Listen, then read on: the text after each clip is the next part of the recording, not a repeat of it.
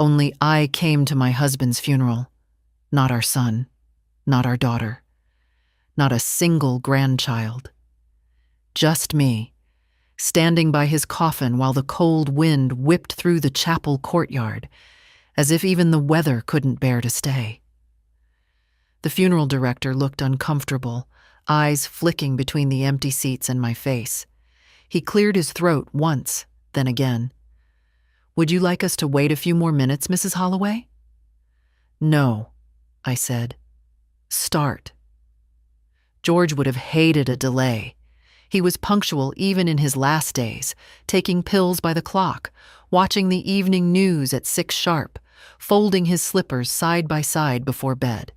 A man of habit, a man of dignity, and now a man laid to rest alone. I sat in the front row, all 5 chairs around me empty. The pastor recited scripture without conviction. The flowers were too bright, the casket too polished. I couldn't stop thinking how George would have laughed at the fuss, and then glanced around, frowning, asking where the hell the kids were. Where were they? A message had come that morning. Our son, Peter, sent a one-liner. "Sorry, Mom, something came up, can't make it." No explanation. No call. I imagined him at his office, or more likely, on a golf course with clients, pretending not to feel the weight of the day, pretending his father's death was just a small event in a busy calendar. Our daughter, Celia, hadn't messaged at all. She'd left a voicemail 2 days earlier, breezy as a spring wind. "Mom, I really can't cancel my nail appointment, and you know how anxious I get with reschedules. Tell Dad I'll visit him next week." Next week. As if dead men wait. After the service, I walked alone behind the pallbearers. I didn't cry. Not because I wasn't grieving. I had been grieving for months. But because there's a kind of sorrow so deep it sits motionless inside you, like an anchor. And that day, I was already buried under it. The cemetery was nearly deserted. One old groundskeeper watched from a distance, hand resting on a spade. The coffin was lowered. The prayers whispered. Dust met wood. Wood met silence. I stood a while after the others left. My heels sunk slightly into the earth, and I felt the wind catch my coat. The headstone would be placed later. For now, a simple plaque with George's name. George Holloway, beloved husband, father, forgotten. The word stuck in my mind like a stone in the shoe. Forgotten. Back at home, the quiet roared. His recliner sat untouched, his slippers side by side. The TV remote where he last left it. I stared at it for a long time. Then I walked to the kitchen, opened a bottle of wine, a good one from the cabinet I always saved for guests, and poured a glass. I took out my phone and opened Instagram. I don't often scroll, but something told me to look. Celia's profile was public, of course. She had posted 2 hours ago, a picture of her and 3 girlfriends, drinks in hand, mid-laugh. Caption: Girls' brunch. Bottomless mimosas, living our best lives. Peter had posted too, a snapshot of the 9th hole, his new driver glinting in the sun. Killer swing? Perfect weather. Deals made. I stared at the screen until it blurred. Then I turned off the phone, took another sip of wine, and stared at the photo on the wall. George and me on our 40th anniversary. Standing beside the rose bushes he planted with his own hands. They used to bloom in red. Now they were bare. Tomorrow, I thought, I'll call the lawyer. I'll make changes. Quietly. With the same dignity George lived with. Because if I was the only one to show up for his last goodbye, I would be the only one to carry out his final will.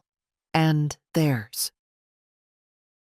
That evening, I sat alone in our kitchen, the same room where George used to peel apples with the precision of a surgeon, slicing them into neat little crescents and lining them on a plate. He'd always offer me the best piece, the one with the most sunshine, he called it. Now the fruit bowl sat untouched, a couple of overripe pears sagging under their own skin. The silence wasn't unfamiliar. George had been gone for nearly 2 weeks before the funeral, and those days had already started teaching me the shape of solitude. But tonight, it pressed harder, louder, crueler. I couldn't stop thinking about the empty chairs, about Celia's message, or rather the absence of it. I had raised a daughter who could watch her father be lowered into the ground from the comfort of a brunch table. Had I failed her? Or had she failed something inside herself that could no longer be recovered? Peter's text was still there. No punctuation, no warmth. Just a flat rejection in black and white. Something came up. Was it shame? Indifference? Or the kind of casual cruelty you don't even recognize until it's too late? I poured another glass of wine, not out of sorrow, out of clarity. I walked down the hallway to our bedroom, opened the top drawer of George's desk. His things were still organized the same way. Envelopes, spare keys, an old stamp book. I reached behind the files and pulled out the folder I kept hidden behind everything else. Thin, neat, sealed with a rubber band. It was labeled Estate. Inside were copies of our will, a list of beneficiaries, our instructions for what should happen to the house, the car, the accounts, even the antique clock George's grandfather had brought from Dublin. Everything had been prepared, reviewed by our lawyer 2 years ago, with love and foresight. I sat on the edge of the bed and opened the file. Peter was listed as co-beneficiary of the main investment account, the one that held nearly $300,000, accumulated over a lifetime of work and frugal choices. He and Celia were both included in the house transfer clause. Even the lake cabin, the one they never visited anymore, but always asked about when taxes came due, was earmarked for them. I held the pages in my hand, my fingers trembling, not from age, from something deeper. Betrayal has a pulse, and mine was thudding in my ears. I rose and walked to the closet, pulling out a canvas storage bin. Inside were all the old photos, family reunions, birthdays, holidays, George holding the kids when they were small, me on the porch, laughing, Celia tugging at my sleeve, Peter asleep in George's lap, a book fallen open across his chest. We were once a family, and maybe I had been too naive to see how far that family had drifted. Maybe love doesn't erode in a storm. Maybe it fades like wallpaper in the sun, quietly, until one day you no longer recognize the pattern. I picked up a photo of George and Peter fishing. Peter must have been 12. George had his arm around him, pointing at something in the water, his smile full and soft. That man had deserved more than an empty chapel. I put the photo down. Then I picked up the phone. It was nearly midnight, but I didn't care. I called Thomas Fields, our lawyer. It went to voicemail, as expected. I left a message anyway. Thomas, it's May Holloway. I need to revise my will. Urgently. Call me in the morning. I ended the call and stood for a long moment by the window. The moonlight touched the top of the rose bushes outside. They had withered since George passed, not from neglect, but as if in sympathy. I knew I should prune them, give them room to bloom again, but not tonight. Tonight, I let the old petals fall. Tomorrow, I would begin cutting out what no longer belonged.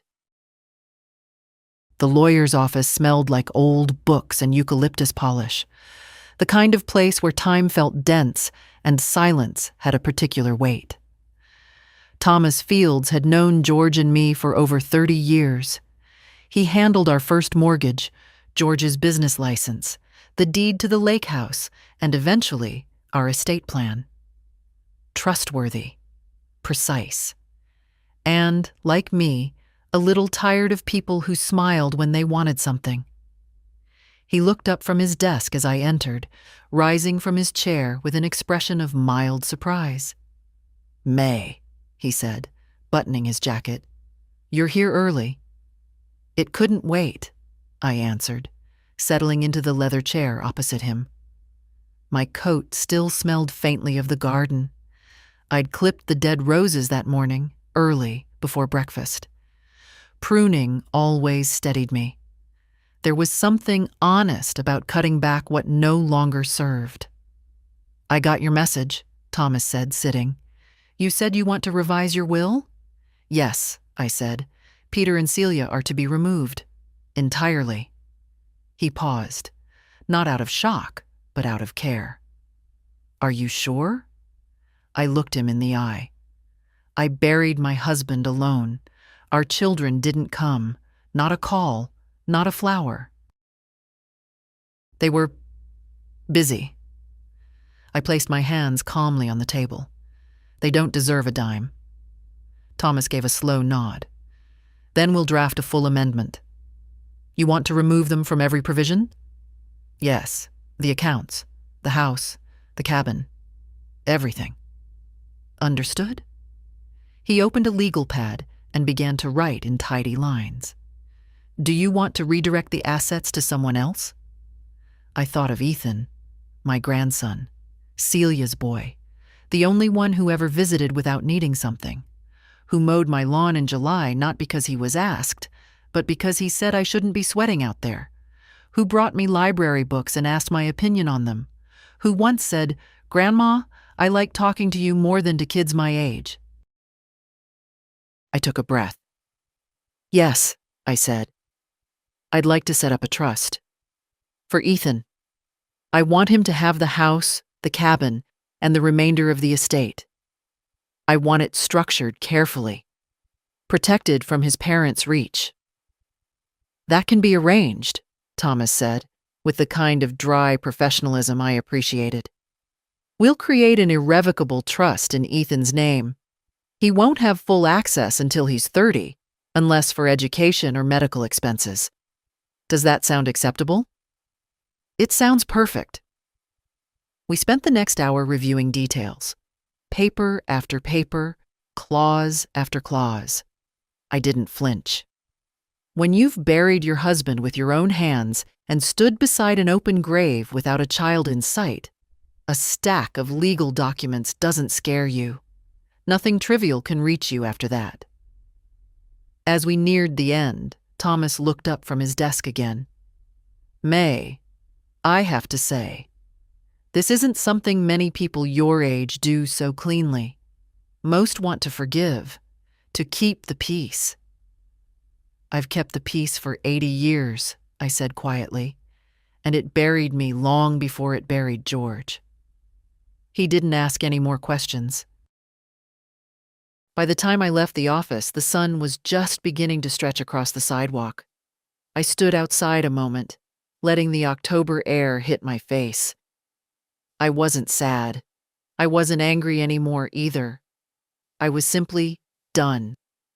Done waiting for my children to be people they never intended to become. Done mistaking duty for love. Done writing checks with my heart and expecting anything in return but silence. My footsteps echoed as I walked back to my car. The leather seat felt warmer than usual. I sat there for a moment, hands on the wheel, watching people bustle by on the street. A woman passed with her daughter, holding hands, sharing a laugh. I didn't envy them. I just noted the scene. Like an old song I used to like but no longer played. That night, I slept without the TV on. Without a book. Without George's old sweater folded beside me like it had been since the hospital. The silence was still there, but it didn't hurt. Not anymore. The file cabinet in the hallway had 3 drawers, all labeled in George's steady block print. House, taxes, family. The last one was mine. I opened it slowly, the metal groaning a little, as if reluctant to give up its ghosts. Inside, folders upon folders, receipts, copies of checks, letters from banks, old Christmas cards tucked in between loan agreements. I had kept everything, not out of obsession, but because I believed in clarity. Paper doesn't lie, and that drawer had enough truth to light a forest fire. I sat down at the kitchen table, set the folder labeled Peter, Education and Business to one side, and opened Celia, Home and Lifestyle. The handwriting was mine. Neater years ago, still legible now. I started reading. A $15,000 check dated 2003. Celia's wedding. It's a small ceremony, Mom. We just want a nice venue. That venue had chandeliers and lobster rolls and a string quartet. A $7,800 transfer, 2007. The roof's leaking, Mom. The baby's crib got soaked. I paid it within an hour. $12,000 in 2011. New braces for Ethan. $5,000 in 2013. He wants to go to summer robotics camp. It's a big deal, Mom. A year later, when Celia called crying because her husband had been laid off, I sent another $20,000. No questions asked. You always save us, she whispered on the phone. We don't know what we'd do without you. I believed her. Peter's folder was thicker. $25,000. Seed money for a sure-thing startup that fizzled out in under 6 months. George warned me not to send it. I sent it anyway. A used car, a down payment, 3 semesters of grad school. I paid for hospital bills when his second daughter was born, and insurance when the first broke her arm. When Peter fell behind on taxes, I wrote a check and told no one. Looking at it all now, line after line, I wondered when exactly I had turned into their safety net. Or maybe it had always been that way, and I was just too willing to be wrapped around their falls. Not once did they ever refuse my help. But they had refused to come say goodbye to their father, and that was not something paper could fix. I put the files back into the cabinet, except one. I kept the envelope marked Ethan. Inside was a note he had written when he was 11, sloppy pencil, folded in half. Grandma May, thank you for teaching me to make pancakes. I think you are very wise and funny.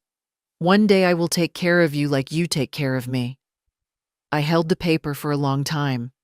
He was 19 now. I didn't know if he remembered writing that letter, or if it still meant anything to him, but I did. I had meant to be fair, to divide things equally. That's what people say, don't they? Be fair. Don't play favorites. But what if fairness wasn't sameness? What if fairness meant giving your legacy to the one person who saw you, not as a bank, but as a human being? George used to say, legacy's not what you leave, it's who you leave it to. I used to think he meant financially. Now I know he didn't. The house felt smaller that day, not because it had changed, but because I had started seeing it without the clutter of memory.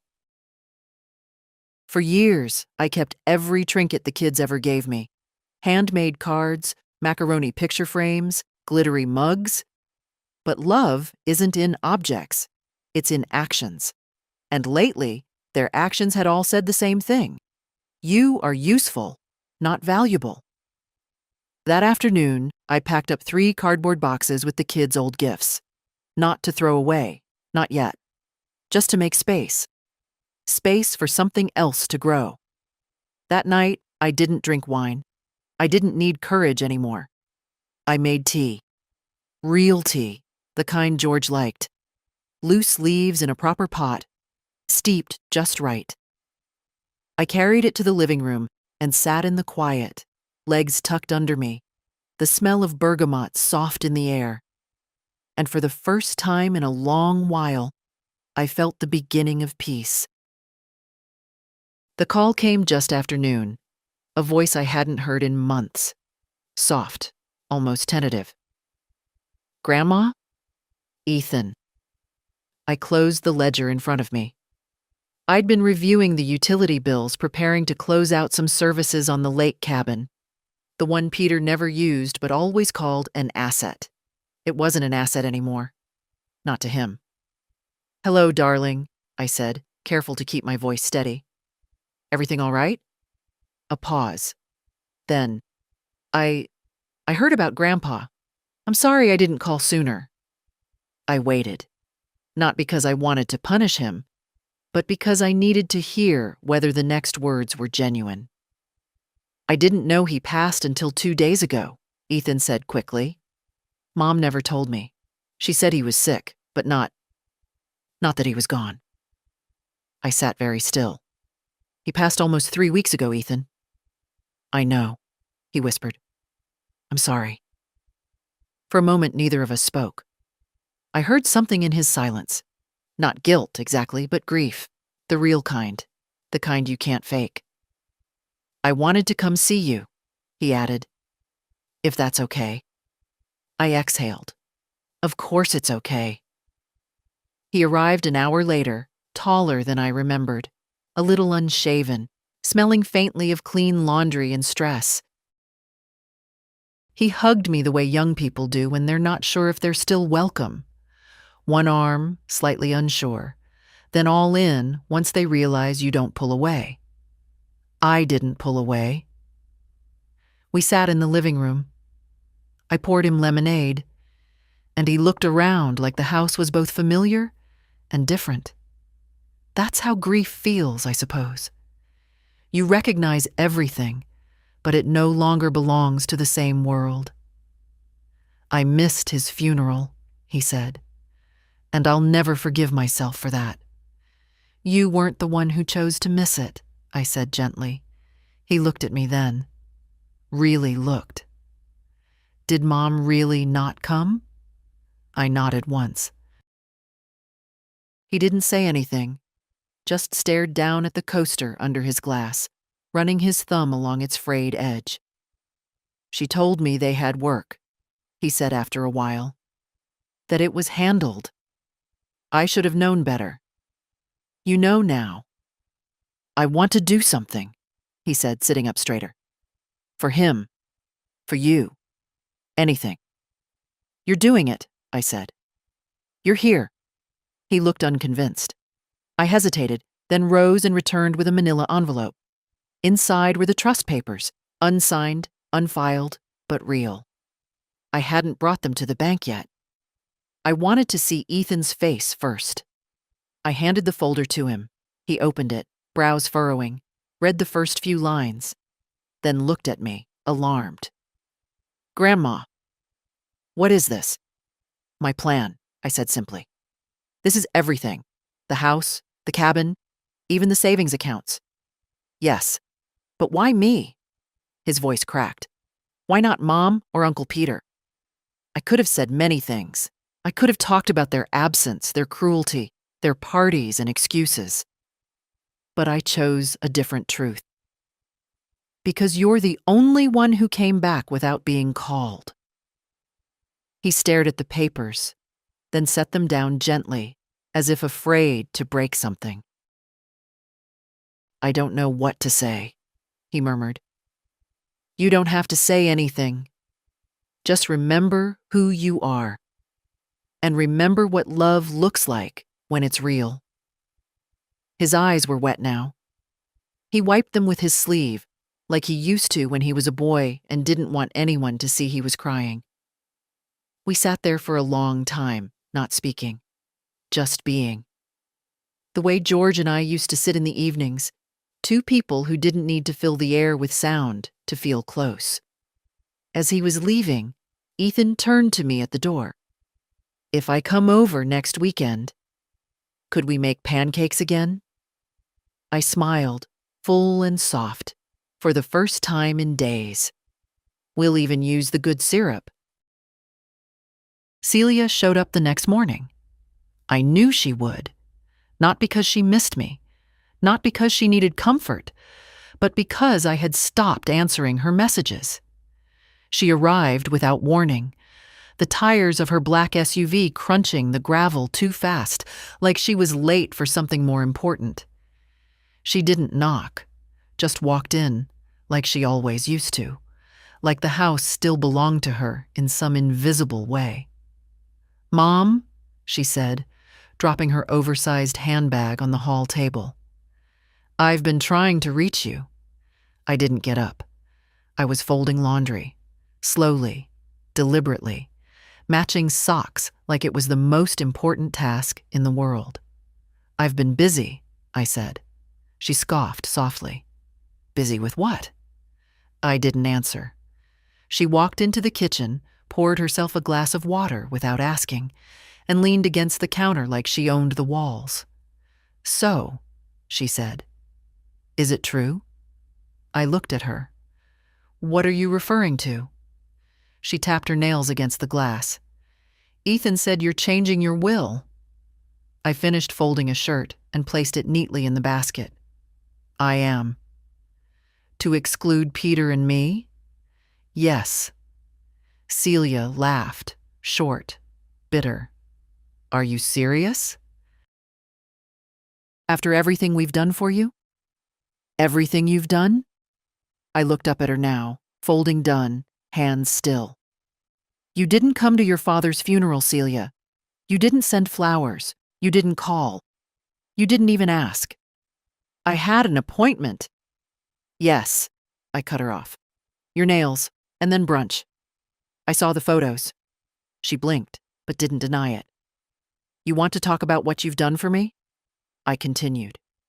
"You sent me grocery lists, bills, school payments, mortgage requests, and I paid them, quietly, without asking for anything." "That's what family does," she snapped. "Helps each other." "No," I said softly. "That's what mothers do, and I did. For years." She fell silent. "Your father built this home with his bare hands. He didn't have much, but he had pride. He taught you that respect is measured in actions, not words. And you couldn't give him 2 hours for a goodbye. That's not fair, isn't it?" She stared at the floor. "So you're really cutting us out, just like that?" "No," I said.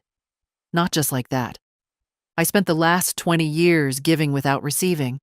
I buried my husband alone. I sat beside his grave and waited for my children. They never came. That's not just like that.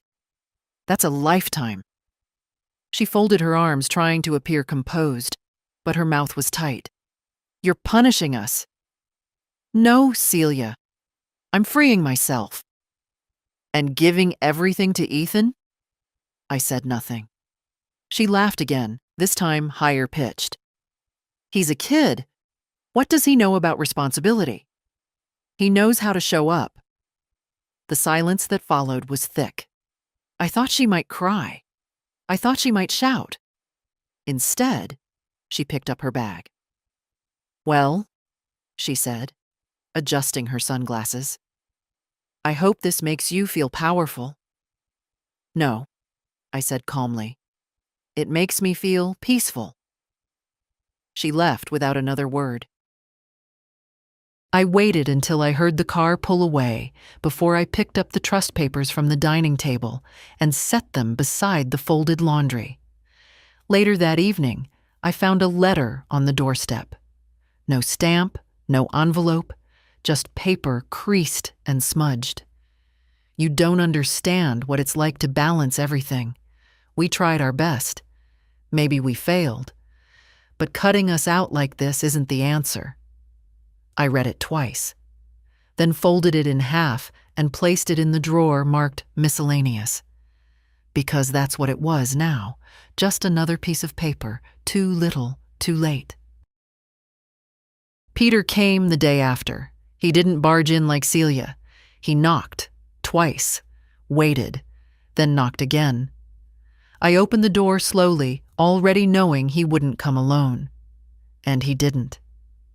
Behind him stood Meredith, his wife, wearing her usual stiff smile and a scarf too expensive for the weather. She nodded at me like I was a stranger she'd agreed to meet as a favor. "Mom," Peter said, his voice calm, rehearsed. "Can we come in?" I stepped aside. He looked around the house like someone walking through a museum of a life they no longer recognized. I led them to the sitting room. They didn't take off their coats. "I heard from Celia," he began, "and from Ethan." "I imagine you did." He cleared his throat. "I think there's been some confusion." I said nothing. Meredith crossed her legs delicately, the diamonds on her finger catching the afternoon light. "We understand this is a difficult time, May. Emotions run high after a loss." I looked at her. "You didn't come to his funeral either." She blinked. "I had a client dinner. Very important deal. International." Peter shifted. "Mom, listen. I should have called. I should have come. But I didn't know how to." "I thought maybe—" "No," I interrupted. "You thought maybe if you ignored it long enough, it would become someone else's grief." He looked away. "I waited," I continued. "I sat in a room built by your father's hands, alone, while they lowered him into the ground. And not one of you showed up." Peter opened his mouth, but Meredith put a hand on his knee. "A signal. Let her speak. We understand you're upset," she said, "and it's your right to change your will. But let's be reasonable. Ethan is a child. He's 19. Yes, but he's not experienced. He doesn't know how to handle a trust or manage a property. He could be manipulated." I raised an eyebrow. "By whom?" Meredith didn't flinch. "By people who know he's inherited something valuable. Like you," I thought. Peter tried again. "Mom, I know I've disappointed you. I know I haven't been the best son. But you have to admit this is a bit extreme." "No," I said softly. "What's extreme is abandoning your father. What's extreme is living your life as if the people who raised you are disposable." He swallowed hard. "So that's it? You're just cutting us off?" "You cut yourselves off. I'm just acknowledging the fact." Meredith stood. "This could get complicated, May. Legally." I met her gaze. "It won't. The paperwork's clean. My lawyer's good. And I've had time to think." Peter looked older than I remembered, thinner at the temples, eyes hollow. "I thought you forgave people." "I do," I said. "But forgiveness doesn't mean access." They didn't argue after that. They stood, thanked me with forced politeness, and left. Only after the door closed did I feel the tremor in my hands. Not fear, not doubt. Release. I sat by the window for a long time, watching the last light bleed out of the sky. The roses were almost bare now. Winter was close. George would have said, "They'll bloom again." And they would. But not for everyone. The bank smelled like lemon cleaner and quiet power. The kind of place where old money moved slowly and nobody raised their voice. I hadn't been inside in nearly a year, but they remembered me. "Mrs. Holloway," the receptionist said, standing immediately. "Mr. Jansen will be right with you." I nodded politely and waited by the tall windows overlooking Main Street. Outside, people moved through their errands, heads down, busy. Inside, the world felt still, like something important was always just about to happen. Mr. Jansen, Richard, came out a minute later, as sharp as ever in his tailored suit. He looked like someone who'd never spilled coffee in his life. "May," he greeted warmly, shaking my hand. "I was surprised by your message." "Good," I said. "Surprise is good." He smiled, unsure, and led me to his office. Glass walls, a walnut desk, a single framed photo of his dog. George would have liked that. One honest face in a room full of finance. "I understand you want to make some changes," he said, opening my account file. "I already made them," I replied. "I'm here to ensure they're carried through without delay." He looked over the notes, eyebrows lifting as he read. "You've revoked all linked transfers, removed Peter and Celia as beneficiaries, set up an irrevocable trust in Ethan's name. That's a significant shift." "I'm a significant woman," I said. He chuckled. "Yes, you are." I leaned forward slightly. "I want safeguards, Richard. Ironclad. No appeals. No family representatives twisting his arm 5 years from now when they realize what they lost. We can structure the trust to prevent that. The disbursements will be controlled, contingent on educational use, housing, or healthcare until he's 30. After that, full access, but still protected. Would you like a co-trustee?" "No," I said. "Ethan can have a financial advisor if he wants one, but the decisions are his. I trust him more than I trust lawyers." That wasn't a slight against Richard. Just a truth. He adjusted his glasses. "You understand this can't be undone easily." "I don't want it undone. We went through everything. Signatures, dates, final confirmations. It felt like building something. Not a house, not a business. Something quieter, stronger. A boundary that wouldn't bend with guilt or grow soft with time." Before I left, Richard folded his hands on the desk. "May, if I may ask, and you can absolutely tell me it's none of my business, but are you doing this out of anger?" I considered the question. "No," I said. "I'm doing it out of clarity." He nodded slowly. "That's rare." "No," I said again, more gently this time. "It's just late." When I stepped out into the afternoon light, it felt different, cleaner somehow. Lighter. Across the street was a coffee shop George and I used to visit after errands. I hadn't been there in years. The place had changed. Younger staff, louder music. But I walked in anyway and ordered a cappuccino. I sat near the window, watching the street. A woman in her 30s walked by, pushing a stroller, her coat flapping open in the wind. She looked tired, determined, familiar. I sipped my coffee slowly. No phone in my hand, no urgency. Just a cup, a chair, a full hour that belonged to no one but me. They always said this stage of life would be quiet. They didn't say how loud the peace could feel. Lorraine Campbell lived 2 houses down and had done so since 1972. She and I weren't the type of women who called each other best friends, but we'd shared enough cups of tea and traded enough knowing glances over our fences that the silence between us had become a kind of language.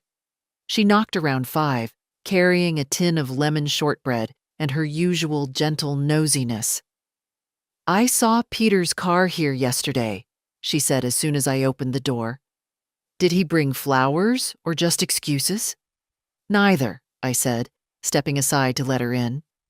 "He brought his wife. And a suit." "Oh," she said, and that one word was drenched in judgment. We sat in the living room, and I poured her tea, chamomile for her, strong black for me. She placed the tin between us on the coffee table and didn't open it yet. She waited. "I told them," I said, "everything. That they're out of the will, that Ethan is the only one who ever came back without being asked." Lorraine let out a long breath. "About damn time." I looked at her. "I'm sorry, May," she said, softening, "but I've watched you chase their approval for years. Babysitting when you had your own doctor's appointments. Writing checks while they took cruises. Smiling when they forgot birthdays. I kept thinking, she'll snap one day. And thank God you finally did." "I didn't snap," I said. "I peeled back everything that wasn't love." Lorraine smiled. "Better phrased." We sat in silence for a moment, listening to the faint hum of the refrigerator and the occasional gust outside. Fall was beginning to settle in, the kind of fall that smelled like old leaves and the edge of something ending. "Do you regret it?" she asked eventually. I shook my head. "I regret not doing it sooner." She opened the tin, finally. The shortbread was perfect. Crisp edges dusted with sugar, buttery and soft in the middle. We each took one and chewed thoughtfully. "You know," she said, "my niece tried to get me to sell this house last spring. Said it was too much for me. That I should move to one of those senior villas near the lake." "Everything's done for you, Auntie," she said. "Laundry, meals, even group outings." "And what did you say?" "I said I'd rather die in a house full of chipped mugs and my own silence than live in a place that smelled like bleach and other people's boredom." I laughed, a small, real laugh that came up from somewhere steady. Lorraine leaned in. "You and I, we come from a generation that knows what endurance costs. We wore our spines down. Raising people who think love is measured in gifts and gratitude is optional." I nodded. "You're not cruel, May," she added. "They'll say you are. They'll whisper about how she cut off her own children. But what they won't say is that you were also the one who kept them afloat through every storm, even when they didn't bother to ask if you were drowning." I blinked hard, but nothing fell. We talked for another hour about her garden, the state of the neighborhood, the squirrels chewing on her gutter again. When she left, I hugged her longer than usual. That night, I didn't turn on the television. I pulled out an old letter George had written to me during his first business trip, tucked into a drawer I hadn't opened in years. "May, this house is never empty with you in it. You are the roof, the floorboards, and the lock on the door. Even when it feels like no one sees you, I do." I read it 3 times before sliding it back into the envelope. The house was quiet, but not empty. Not anymore. It started with a walk, a simple, unremarkable act. But for me, it was the first one taken without a reason tied to someone else. Not to fetch prescriptions. Not to bring a casserole. Not to return a dish I didn't ask to borrow. I just wanted to walk. The morning was brisk, not cold, the kind of air that sharpened your lungs but didn't bite your skin. I wore George's old windbreaker, a size too big, frayed at the cuffs, and felt oddly comforted by its weight. I walked the neighborhood slowly, not like someone exercising, but like someone remembering what still belongs to her. The Mapletons' house still had the same blue shutters. The Wilsons' porch swing creaked the same way it did when George used to say, "We should fix ours before that one finally falls." He never did. Neither did they. At the park, I sat on a bench under the old elm tree, the one that had split in a storm back in '99. It still leaned slightly, stubborn and alive. Across the path, 2 young mothers pushed strollers, chatting about sleep training and preschools. They didn't glance at me, and I didn't mind. I wasn't part of their world anymore. I didn't want to be. A woman sat down on the other end of my bench, maybe in her 40s. She had that tired but functioning look I remembered from my own middle years. The kind of woman who makes 5 lists a day, but forgets what she walked into the room for. We sat in silence for a few minutes. Then she said, not looking at me, "You come here often?" "Used to," I said, "before people stopped needing rides and casseroles." She laughed softly. "That sounds nice." We didn't exchange names. We didn't need to. "I'm here to clear my head," she said. "My daughter told me yesterday that she doesn't think she wants kids. Said she's not sure she sees the point." I raised my eyebrows. "What did you say?" I told her I didn't see the point of her 5 tattoos, but I managed to keep that to myself. I smiled. You didn't keep it to yourself, though, did you? She laughed again, more freely this time. No, I didn't. We talked for 15 minutes, about nothing important and everything that mattered. She left first, waving a little. I watched her disappear around the curve of the trail, and I felt something strange in my chest. A small opening, like the cracking of a long frozen door. That night, I made dinner just for myself. Not quick food, not leftovers. A full meal. I set the table, used the good dishes, lit a candle. I played the radio softly in the background. The same station George liked, even if they talked more than they played music now. And I ate in silence. Not lonely, but alone. There's a difference. Afterward, I walked into the den and looked around. The room had always been George's space. Papers, books, half-finished crossword puzzles. I hadn't touched much since he passed, but tonight I did. I dusted, opened the windows, aired it out. Then I sat at his desk and wrote a letter to myself. Just a few lines. You are not invisible. You are not a burden. You are not required to earn peace through exhaustion. I folded the paper and tucked it into the drawer beside his last crossword. Half done. The answer to 14 down, still blank. The clue was end of one chapter, start of another. I didn't need to know the answer. I was already living it. The envelope had his handwriting. I recognized it instantly. Slightly tilted. Careful block letters with uneven spacing. Ethan had always pressed too hard with his pen, as if the words wouldn't count unless they left a dent. It arrived 3 days after our conversation, tucked between a credit card offer and a grocery flyer. I brought it inside, set it on the kitchen counter, and stared at it while my kettle boiled. I didn't open it right away. I let it sit there, the way I used to let my birthday card sit unopened on the mantel until after dinner, prolonging the mystery. When the tea was ready, I sat down and opened the envelope. Dear Grandma, I wanted to write this instead of texting. I know I could have just said it last time I saw you, but I was still trying to find the right words. And now, after thinking about it for a few days, I don't think there are perfect words. So here are the honest ones. Thank you.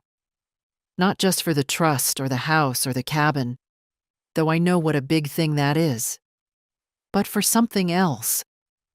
For being the one person in this family who never asked me to be anything but exactly who I am.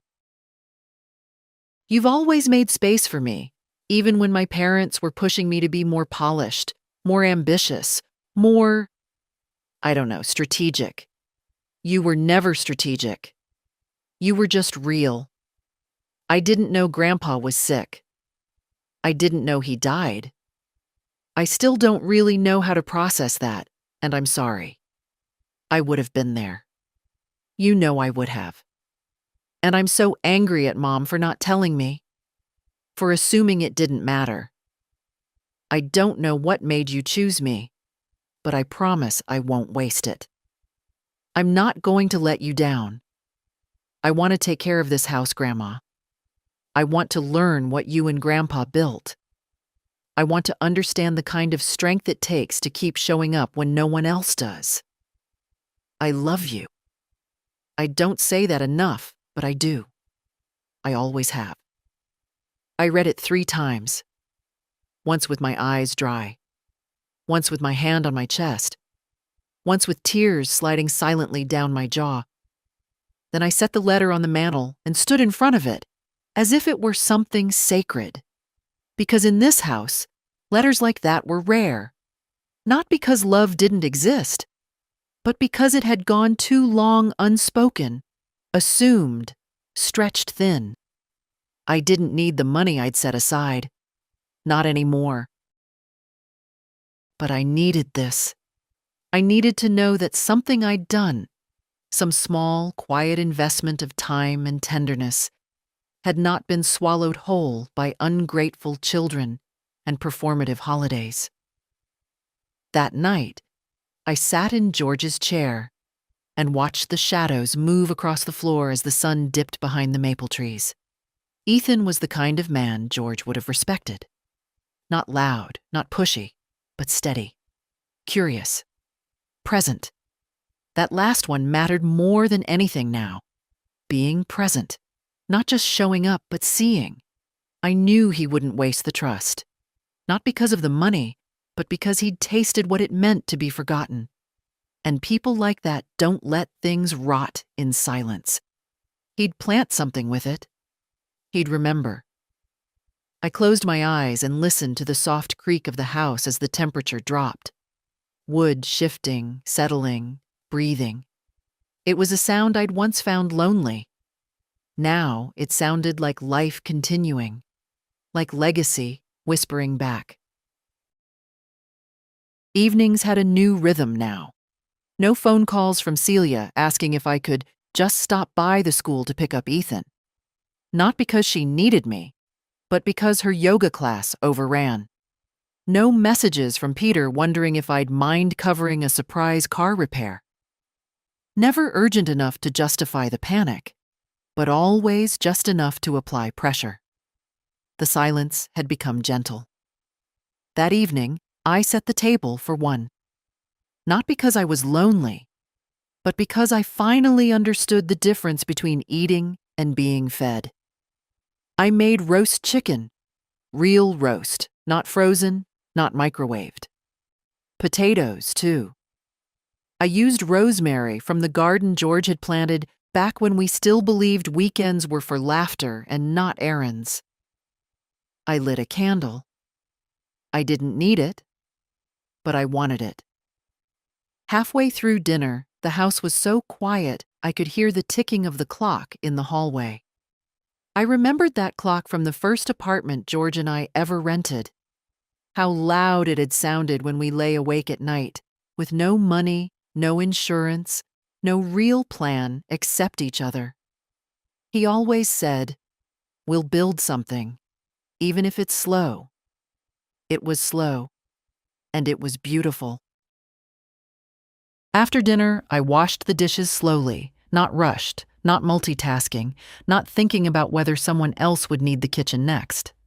I dried them, put them away, and then I did something I hadn't done in decades. I danced, not well, not long, but enough. I turned on the record player, the old one George had tried to fix 100 times until he gave up and told me, "It's got more charm with a scratch." He was right. It skipped every third line, and I still knew the lyrics. I danced in the living room, barefoot, my arms raised slightly, my body stiff in places I didn't remember ever being stiff. My knees reminded me that I was 79. But my heart? My heart was 20 again. I danced like nobody was watching, because for once, nobody was. Not to judge, not to expect, not to wait until I stopped so they could hand me a bill or a need or a favor. Just me, in the house I kept, in the quiet I earned. I paused only when I noticed the fireplace, unused, cold, a layer of ash still from the last winter George was alive. I knelt, cleaned it out carefully, swept the old away. It felt like a ritual, like something sacred. I found a small note tucked into a basket of kindling I hadn't touched in years. It was George's handwriting, short, simple. "Keep dancing, even if it's just in the kitchen. The world will try to make you forget who you are. Don't let it." I sat back, hands covered in dust, tears welling but not spilling. He had known. Maybe not exactly how things would play out, but he had known what life would try to do to me, how it would try to make me smaller, more polite, more accommodating. And he had left this message like a trail marker in the woods. I sat there on the rug for a while, watching the empty hearth. Not empty, I corrected myself. Waiting. Later that night, I opened my bedroom window just an inch. Let the autumn air sweep in, the kind that smells like dying leaves and something cleaner underneath. I lay under the quilt I made back in '84, when George was still working long hours and the kids were in school, and I still thought exhaustion was a kind of virtue. Now I know better. Now I know peace is a better measure. My body was tired, but not in the old way. Not the way it used to be, when the weight of other people's needs settled into my spine like a second skeleton. This was good tired. Earned tired. The kind that comes after claiming something back. Not a throne. Not revenge. Just a name. Mine. I didn't expect her. When I opened the door and saw Meredith standing there, alone, no car in sight, no Peter trailing behind with an apology rehearsed in a mirror, I felt a strange quiet fall over me. She was holding a pie, a store-bought pie. I raised an eyebrow. She offered a nervous smile. "It's apple." I stepped aside, not out of kindness, not out of obligation, just curiosity. She walked in like someone who had been inside before but had never really looked around. Her eyes grazed the hallway, the pictures, the coat rack George built in 1981. The same one Peter once broke a peg off as a child and lied about. George never fixed it. Said it was part of the story now. Meredith stood in the kitchen awkwardly. I didn't offer her tea. Didn't tell her to sit. I let the silence do its work. Finally, she said, "I didn't come to ask for anything." "Good. I heard what happened. What you told Peter. About the trust. The house. Everything." I nodded. "I know you probably don't believe me," she continued, her hands now clasped tightly in front of her. "But I wanted to say thank you." That startled me. "For what, exactly?" "For not giving it to Peter." She looked up, and for the first time in all the years I'd known her, I saw something genuine, not filtered, not calculated. "Peter never learned how to stand on his own," she said. "He grew up with everything handled for him. I tried to keep up that illusion, but—" She stopped, eyes glassy now. "You enabling it didn't help, but neither did I. And now it's just who he is." I said nothing. She went on. "I know he blames you, and Celia blames you. But what they don't say is that you were the one holding the whole thing together while they complained about the way you did it." I leaned against the counter, arms folded. "So why are you telling me this now?" "Because I'm tired too," she whispered. We stood in that still kitchen for a long moment. No one moved. The pie sat untouched between us. She finally sat down. "I want you to know I admired George," she said. "He was kind to me, even when he didn't have a reason to be. And I know I never said thank you for everything you did, for the help, the money, the babysitting, the constant yes." I watched her. "You didn't owe me thanks," I said. "But you owed him your presence when he left this world, and you didn't show." She looked down. "I know." There was no satisfaction in saying it. Just truth, like brushing dust off a windowsill. She reached for her purse, not to leave, but to take something out. A small photo, worn at the edges. It was a picture of Ethan, maybe 5 years old, sitting on the swing in my backyard. I'd taken that photo on a Sunday. Meredith must have taken it from one of the Christmas cards I'd sent years ago. "He loves you," she said. "You know that, right?" I nodded. "I hope someday he loves someone like that," she added. "And I hope he knows how rare it is." She stood then, straightened her coat, "I won't take up more of your time," she said, "but I wanted to say it. Before the story gets rewritten. Before they turn you into the villain in their version." She walked to the door and opened it herself. The wind caught the edge of her scarf. For a second, she looked younger, less lacquered. Just a woman who had also spent a lifetime giving herself away to people who never saw it. She paused in the doorway. "Don't let them take your peace, May," she said. "They've taken enough." And then she was gone. I stood there a long time before I picked up the pie and placed it in the fridge. Not out of sentiment. Just because it would be good with tea tomorrow. A week later, I got a letter from the attorney. Not an emergency, just a confirmation. The new documents were filed. The trust was active. Ethan's name now lived on every deed, every account, every line where Peter and Celia's names used to be. It felt quiet, not triumphant, not dramatic, just steady, like a book finally closed after sitting too long open, pages curling in the air. I took the envelope into the garden. The roses had finally given in to the cold. George used to say they surrendered with dignity, and I always liked that phrase. Now I knew what he meant. There's a way to let go that doesn't look like defeat. I sat on the bench and ran my fingers over the paper. It was real now. All of it. Not just a decision made in grief or anger. It had settled into me, into the house, into the garden. I had done what needed to be done.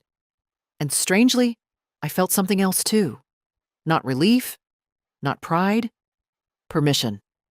Permission to start again, even if it was just with the small things.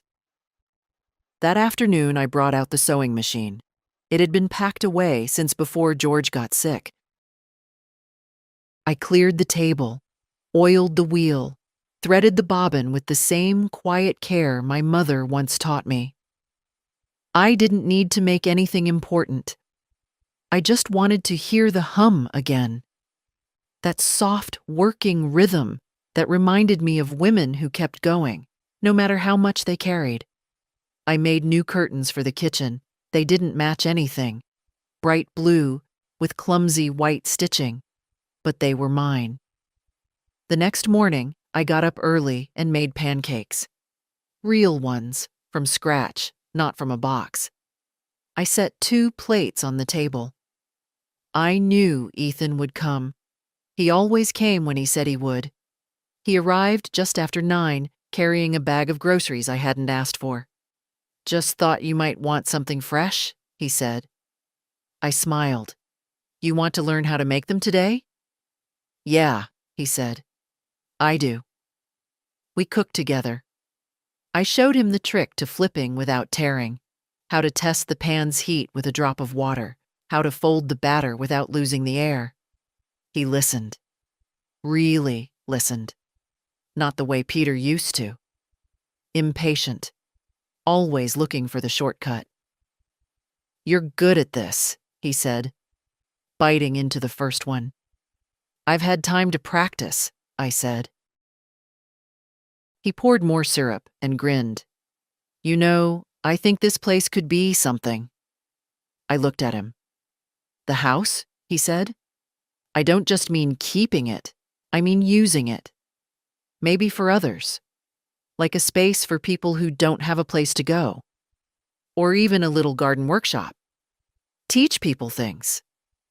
I felt something open inside me I didn't expect. Hope. Not the loud, desperate kind. The soft, patient kind. "I think your grandfather would like that," I said. He nodded. "Maybe I'll start with the porch. Needs fixing." "You'll need real tools," I said. "Not those college boy ones in plastic kits." He laughed. "Guess you'll have to teach me that too." We ate the rest in easy silence. After he left, I stood at the sink washing dishes, the window open, new curtains swaying gently. The wind smelled of dry leaves and something faintly sweet. Maybe cinnamon, maybe memory. I looked out at the yard. The roses were gone for the season. The bench was cold. The trees stood bare but upright. And for the first time since the funeral, I felt no weight pressing down on me. Just the shape of what was next. Something Ethan would build. Something I had cleared the space for. The first snow fell lightly. Just a whisper of white dust across the yard. The kind that doesn't stick yet but tells you the season has truly changed. I watched it from the back porch, wrapped in my thick cardigan, coffee in hand. Ethan was out front, measuring the steps with a small level, mumbling to himself like George used to when he worked. It had been a month since I signed the papers. The world hadn't applauded. The sky hadn't opened. But something in me had shifted. A weight carried for decades was finally gone. And what replaced it was not anger, not victory, just space. I had made room for something new. The kids hadn't called again. Celia had sent one text. "I hope you're proud of what you've done." I hadn't responded. Peter's silence was longer, deeper. A void that no longer asked to be filled. I didn't chase them. Let them tell their version. Let them paint me cold. I'd lived long enough to know that people will always rewrite the truth to make their shame more comfortable. But I knew what happened. I knew what I gave. And I knew what I reclaimed. The truth didn't need to shout. It just needed to stand. Ethan knocked gently on the back door. "Grandma, you want to see the new railing?" I set down my mug and followed him out front. He'd done well.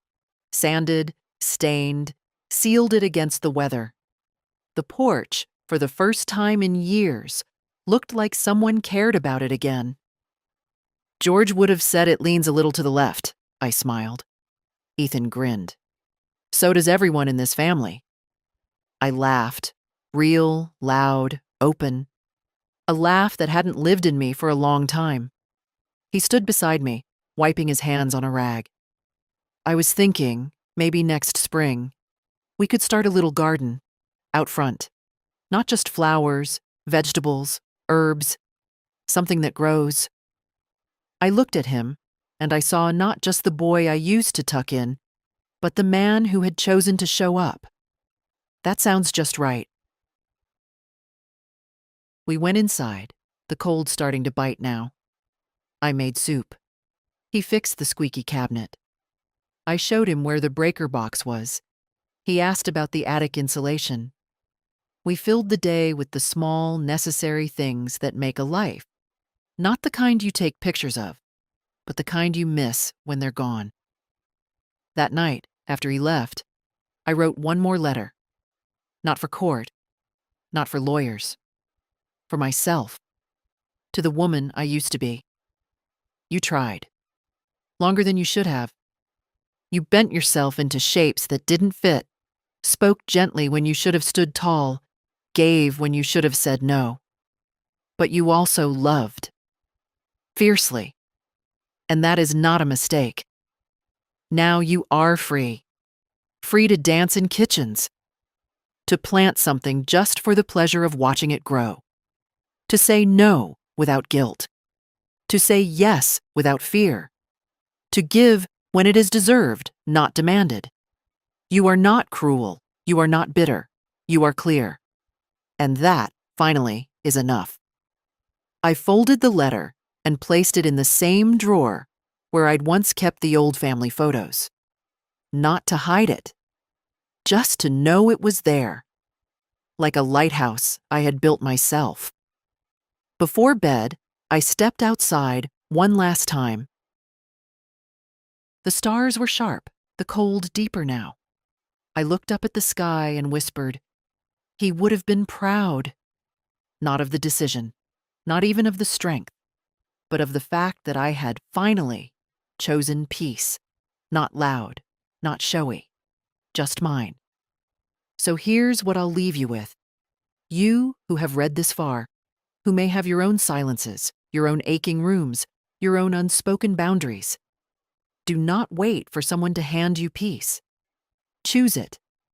Do not confuse love with obligation. Do not confuse duty with worth. And if your house is full of noise but no one hears you, make a new kind of quiet. One where you are no longer invisible. One where you do not have to disappear to feel safe. If this story found something true in you, share it. Tell someone, or just hold it close and know it is never too late to come home to yourself. Follow for more stories like this. Leave a comment if it echoed something in you, or simply sit with it a while. I promise that's enough.